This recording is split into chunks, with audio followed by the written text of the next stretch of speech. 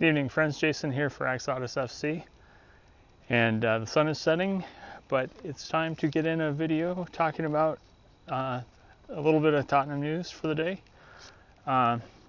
Mostly it's still Euro qualifier related stuff. Good day for Croatia overall. Good day for Croatia news, I should say, in fact. We know a little bit more about Luka Vuskovic. He's 6'4", 16, quite good with the ball at his feet, actually, and he's already starting for Hajduk Split, which is actually also Perisic's kind of home team or original team, maybe. So there's a tie there, and actually there's some discussion of Perisic heading back there in January, probably. So the but the key piece with Luka is because he's 16, he won't be able to really sign and start playing with us fully. He's signed now, but he can't become a player for us essentially until he's 18, which will be in 2025. So definitely one for the future, but super promising one from all accounts.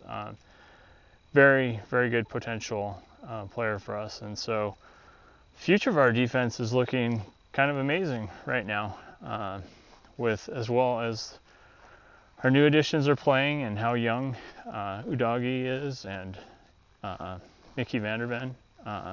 Yeah, it's exciting for the next 3, 4, 5 years potentially. Yeah, so, and then of course Ashley Phillips, Christian Romero, all pretty young still. So yeah, good signs for the future.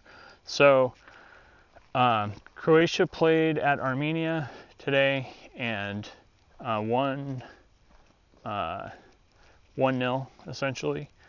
The other significant Euro qualifier was Wales versus Latvia, I believe. Is that correct?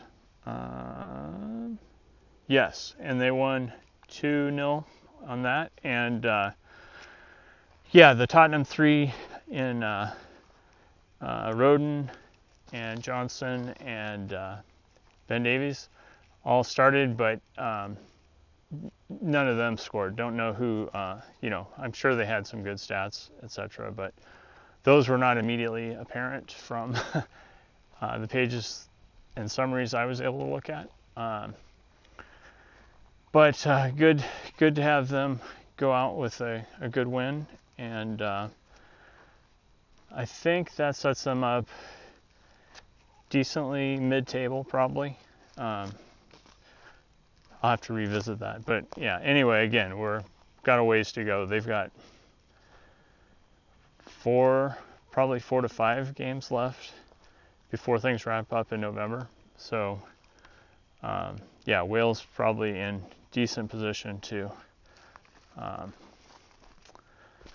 have a shot still. And let's see, anything else of significance? Yeah, okay, in the U21s, Dayton Scarlett got his first U21 minutes against Luxembourg, a game that England's U21 team won 3-0, and I think he came on fairly late, and I don't think he got any significant stats at that point. But anyway, nice milestone for him to have gotten that game time at the U21 level. And let's see, anything else of significance?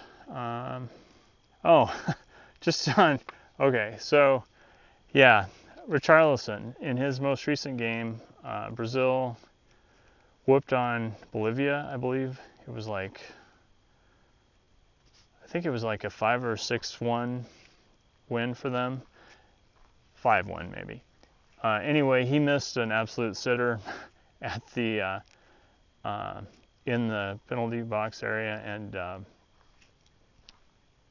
anyway, left the game, subbed out later in the game, was distraught on the bench. And anyway, one of his teammates for Brazil who plays for Wolves, Cunha, in an interview today mentioned how his parents went out and were like some of the first people to console Richie, which is nice. And anyway, they're both kind of competing. They're both forwards and competing for some of those spots. But anyway, he wished Richarlison well, and basically had a lot of empathy for him. And it's good that people are, looking out for Richie. As far as South, the question is with our upcoming game this weekend, I've heard some people suggest Postecoglou should start Richie again because it's, a team that we should be able to handle pretty well, and why I'm not thinking of our opponent at the moment. I'm not sure, but so anyway, I'm not sure. Should we do that, or should we stick with Sonny now that we've got somebody who's like successful in that forward spot? And I think my inclination is probably to stick with Sonny. Actually, really get things dialed in heading into the North London derby. But okay, Sheffield United. That's our opponent. Took me a minute for my old brain to get get locked in. So yeah, Sheffield United. And I think coming out of the break, my inclination is definitely to play Sonny, like have him come in as a sub later in the game. Hopefully when it's well out of the way and we can, get in those minutes and help him get his confidence back. And yeah, so it'll be interesting to see what Ange wants to do. He knows best based on what he'll see going into the game. But I think that's the approach that I would want to take at this point. Stick with Sonny, see what happens. And then, of course, we've still got Brennan Johnson to integrate too.